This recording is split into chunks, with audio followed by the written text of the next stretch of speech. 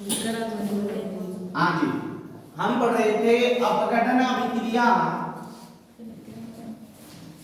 अपघटन अभिक्रिया या वियोजन अभिक्रिया, या वियोजन अभिक्रिया। हाँ, अब देखिए हमने अपघटन वियोजन अभिक्रिया की परिभाषा पढ़ ली थी, उसके उदाहरण पढ़ लिए थे। अब हम पढ़ेंगे इसके प्रकार कि अपघटन और वियोजन के कितने प्रकार होते हैं। तो देखिए अपघटन व वियोजन अभिक्रियाओं के 3 प्रकार होते हैं, यानी 3 प्रकार से आप वियोजन कर सकते हो। किसी भी पदार्थ का आप 3 प्रकार से वियोजन कर सकते हो। पहला होता है ताप्य वियोजन,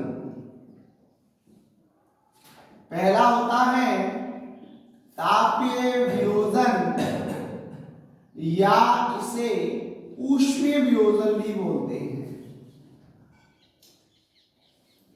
ऊष्मीय वियोजन,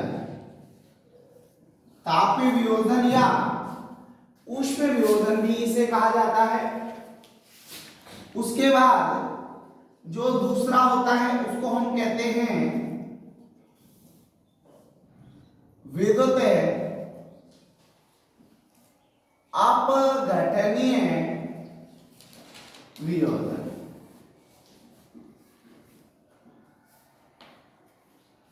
विद्युत अपघटनीय वियोजन।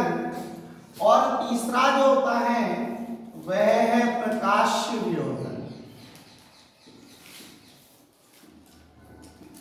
प्रकाश्य वियोजन। तो देखिए तापीय वियोजन, विद्युत अपघटनीय वियोजन और प्रकाश वियोजन, यानी किसी पदार्थ को 3 प्रकार से वियोजित किया जा सकता है।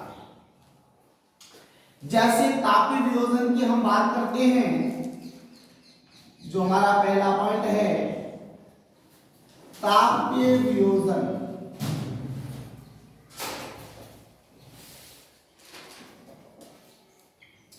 अब तापीय वियोजन की बात करते हैं तो सबसे पहले तापीय वियोजन होते क्या है? जब हम पदार्थ को ताप देकर 2 या 2 से अधिक सरल अणुओं में क्या कर देते हैं, वियोजित कर देते हैं, या कोई पदार्थ ताप पाकर 2 या 2 से अधिक सरल अणुओं में वियोजित हो जाता है तो हम उसे तापीय वियोजन कहते हैं। कौन सा वियोजन बोलते हैं? तापीय वियोजन। तो हम लिख सकते हैं जब कोई पदार्थ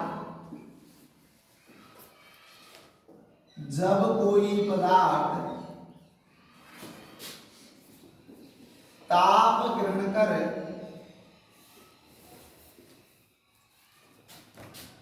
2 या 2 से अधिक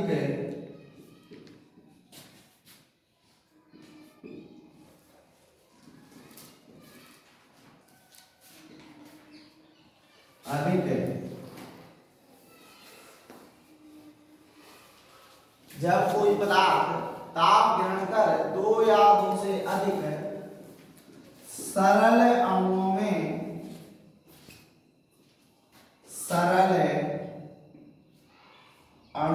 में विभाजित हो जाता है, विभाजित हो जाता है,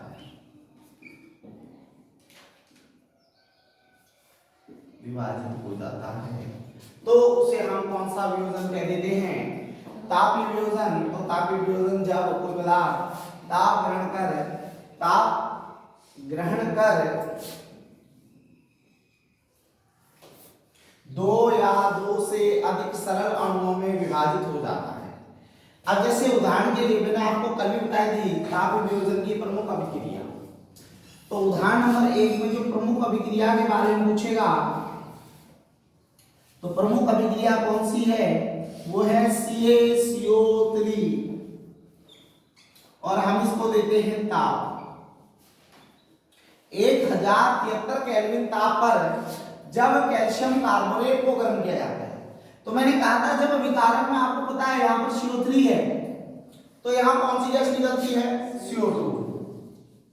और CO2 गैस जो होती है, आपने देखा होगा CO2। अब यहां देखो ऑक्सीजन के 2 हैं, यहां ऑक्सीजन के 3 हैं, बचा एक, वो किसके संग जुड़ जाएगा? कैल्शियम के साथ। तो हमारा जो पदार्थ आएगा वो आएगा बिना बुझा हुआ चूना और कार्बन डाइऑक्साइड गैस, किसको गर्म करने पर? संगमरमर के पत्थर को गर्म करने पर। इसी का दूसरा उदाहरण, हम यहां पर लेड नाइट्रेट को गर्म कर सकते हैं, लेड नाइट्रेट को गर्म कर सकते हैं। अब देखिए, जब लेड नाइट्रेट को गर्म किया जाता है, यहां पर क्या है? NO3। देखिए, जिस प्रकार यहां CO3 था, CO2 गैस निकली, उसी प्रकार यहां NO3 है, तो कौन सी गैस निकलेगी? NO2। कौन सी गैस निकलेगी? NO2।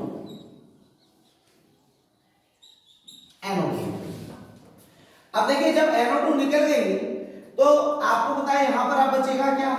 O। एक बार के लिए 2 को रहने दीजिएगा, 2 मत देखिए, बस आप PbNO3 को देखिए। तो NO3 से NO2 निकल गई, तो बचा एक O। तो क्या बन गया? PbO। जैसे आपका ये बना था CaO, ऐसे PbO बन गया। अब देखिए, संतुलित कीजिए, यहां भी 3, यहां भी 3, Pb का 1, Pb का 1, N के कितने हैं यहां पर? 2 हैं। तो हम यहां पर संतुलित करेंगे तो यहां कितना लगा देंगे? 2। 2 लगाते हैं, N के कितने हो गए? 4। भाई N के कितने हो गए? 2 दूनी 4। तो यहां तो 2 ही है, तो हमें 2 का गुणा करना पड़ेगा। 2 एकम 2 और 2 दूनी 4।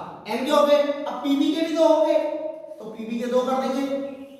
अब जब Pb के 2 हो गए तो हम संतुलित करेंगे, Pb के 2, Pb के 2, N के 4, N के 4, O के देखिएगा साहब, सॉरी,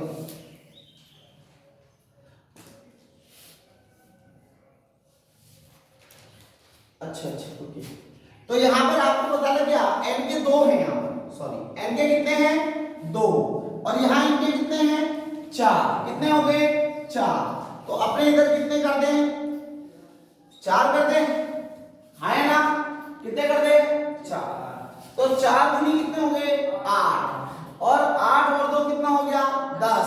जबकि यहां पर कितना? 3 दूनी और 6 दूनी 12, तो कितने बचे? 2। ऑक्सीजन के 2 बचे, तो O2 गैस निकल जाएगी। यानी कि अगर हम लेड नाइट्रेट को गर्म करते हैं तो PbO बनता है, और PbO बनने के बाद हमारा क्या बनता है? ऑक्सीजन गैस निष्कासित होती है। कौन सी गैस निष्कासित होती है? Oxygen gas. इतनी बात समझ में आ गई होगी। अब देखिए, ये हमारे किसके उदाहरण हैं? तापीय वियोजन के। ठीक है, कौन से वियोजन के हैं? तापीय वियोजन के। अब देखिएगा, यहां हम सभी में ऊष्मा दे रहे हैं, ऊष्मा दे रहे हैं, और जब पदार्थ ऊष्मा को ग्रहण करता है तो वह ऊष्मा शोषी विक्रिया होती है। कौन सी विक्रिया होती है? ऊष्मा शोषी। कौन सी होती है? ऊष्मा शोषी।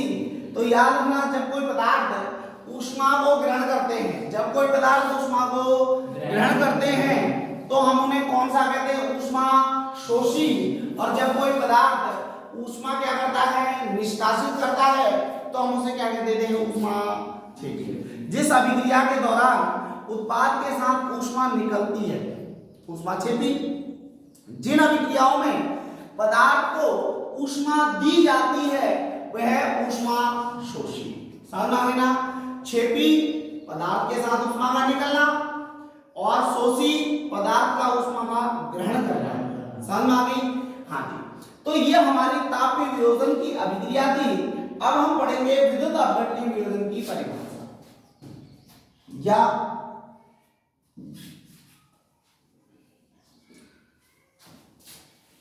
हाँ, अब देखिएगा, इसके बाद हम अगला पॉइंट पढ़ते हैं, हमारा है विद्युत अपघटनीय वियोजन। कौन सा वियोजन है? विद्युत अपघटनीय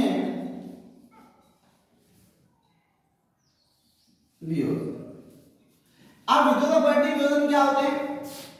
देखो, पदार्थ को गलित अवस्था में लाकर, किसी पदार्थ को गलित अवस्था में लाकर विद्युत धारा प्रवाहित कर सरल अणुओं में विभाजित करना, कौन सा अपघटन कहलाएगा? विद्युत अपघटनीय वियोजन।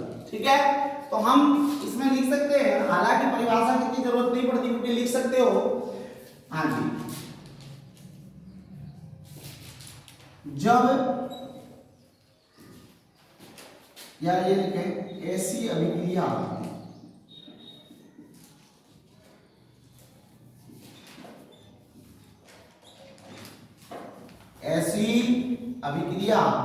जिनमें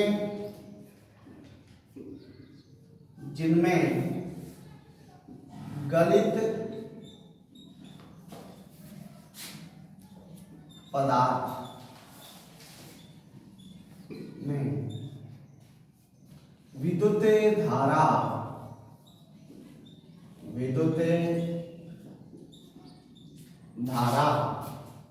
ऐसी विक्रिया जिनमें गलित पदार्थ में विद्युत धारा प्रवाहित कर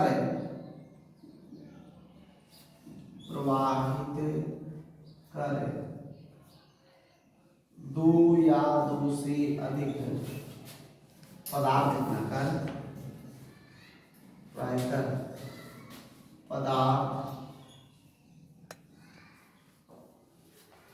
ऐसी विक्रिया जिनमें गलित पदार्थ में विद्युत धारा प्रवाहित कर वह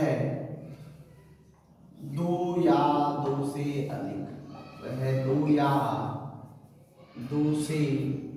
अधिक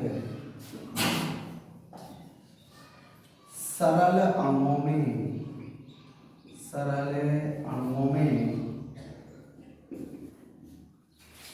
अणुओं में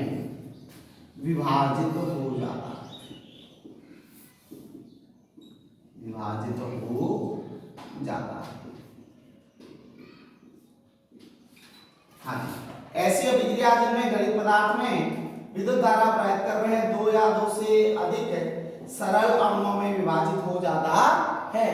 कौन सी वियोजन होता है बेटा? विद्युत अपघटनीय वियोजन। अब देखो आपकी बुक के अनुसार जो उदाहरण है वो उदाहरण है जल। देखिए जल स्वयं एक तरल अवस्था में रहता है। कैसी अवस्था में रहता है? तरल अवस्था में।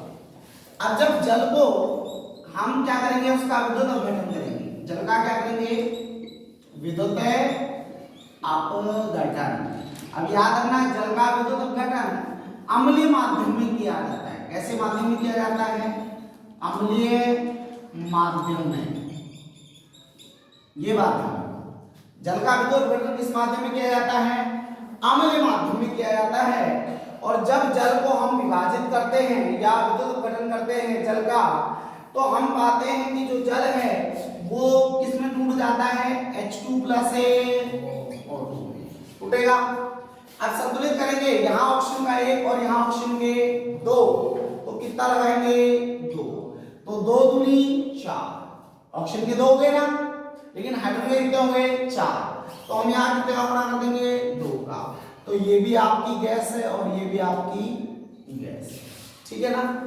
अब एक बात ध्यान रखना, इस बात को ध्यान रखना कि जब भी हम जल का विद्युत अपघटन कराएंगे तो हमें कौन सी गैस दुगनी मात्रा में प्राप्त होती है?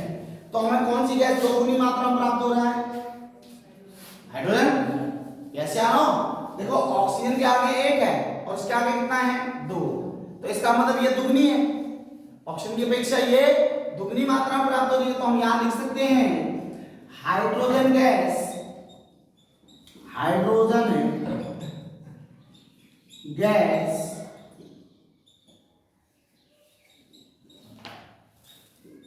दोगुनी मात्रा में प्राप्त होती है।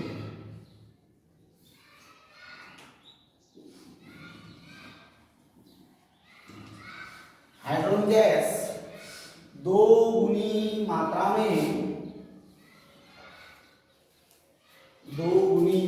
में प्राप्त होती है। ठीक है जी, इतनी बात समझ में आ गई होगी। अगला जो पॉइंट है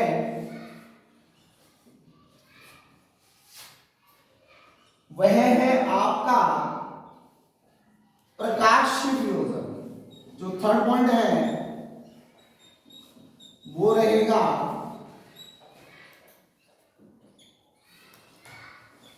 प्रकाशीय वियोजन। ठीक है जी।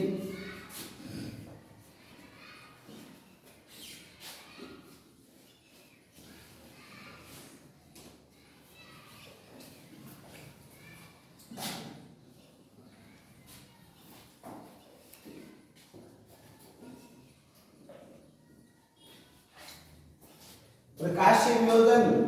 अब देखिए प्रकाशीय वियोजन क्या होता है? जब कोई पदार्थ प्रकाश को ग्रहण कर दो या दो से अधिक अणुओं में क्या हो जाए, सरल अणुओं में क्या हो जाए, विभाजित हो जाए। ठीक है, तो हम लिखेंगे जब पदार्थ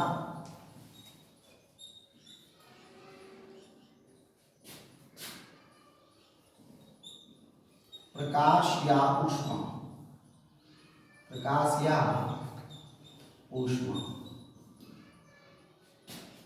को पाकर प्राप्त कर दो या दो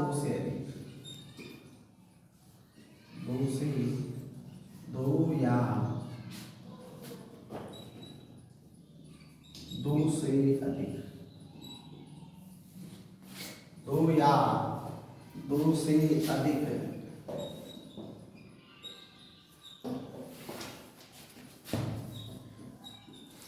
सरल अणुओं में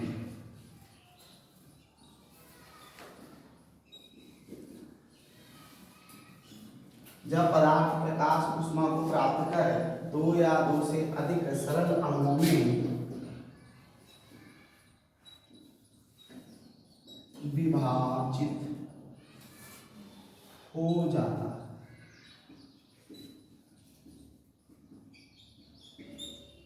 ठीक है जी।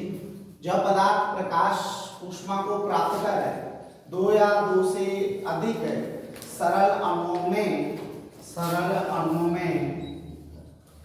विभाजित हो जाता है तो उसे प्रकाशीय वियोजन कहते हैं। कौन सा वियोजन बोल देते हैं?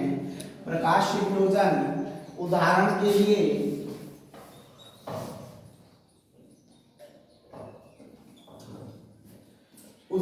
लिए हम क्या ले सकते हैं? आपको पता है, उदाहरण के लिए जो सिल्वर क्लोराइड होता है,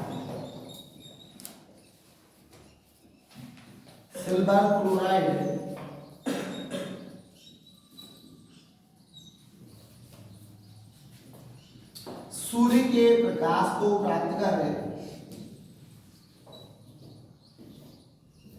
सूर्य के प्रकाश की उपस्थिति में लिखना, सूर्य के प्रकाश की उपस्थिति में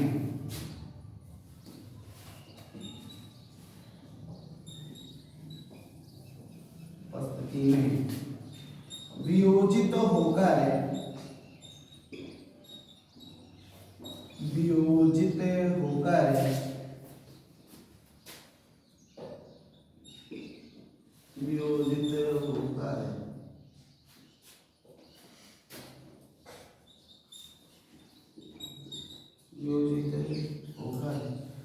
धूसर रंग का हो जाता है, धूसर रंग का हो जाता है।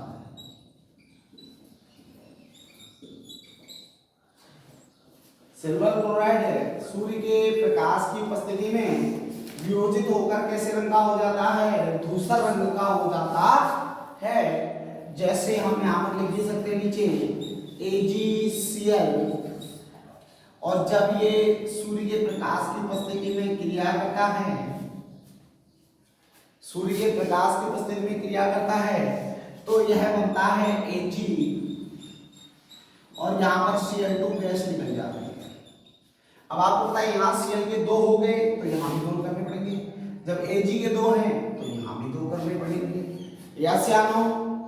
आपने देखा होगा कि जो पहले या अभी भी जो फोटोज बनती है ना, अपनी कलरफुल फोटो बनती हैं, इन कलरफुल फोटो में इन कलरफुल फोटो को आप धूप में रख दीजिए, प्रकाश में रख दीजिए, तो आप देखते हैं कि कुछ दिनों बाद इनका रंग उड़ जाता है, जो कलर होता है वो उड़ जाता है। ऐसा क्यों हुआ? ऐसा इसलिए हुआ कि जो हमारे फोटोज होते हैं उन फोटो पर फोटोग्राफी के समय AgBr का लेपन किया जाता है। किसका लेपन किया जाता है? AgBr, सिल्वर ब्रोमाइड का। किसका लेपन किया जाता है? सिल्वर ब्रोमाइड का। और वह सिल्वर ब्रोमाइड क्या होता है? सूर्य के प्रकाश की उपस्थिति में क्या हो जाता है? वियोजित हो जाता है, इसलिए हमारी जो फोटो है वो धुंधली हो जाती है। इसलिए याद रखना, फोटोग्राफी में नीचे नोट करके भी डाल सकते हैं, नोट फोटोग्राफी में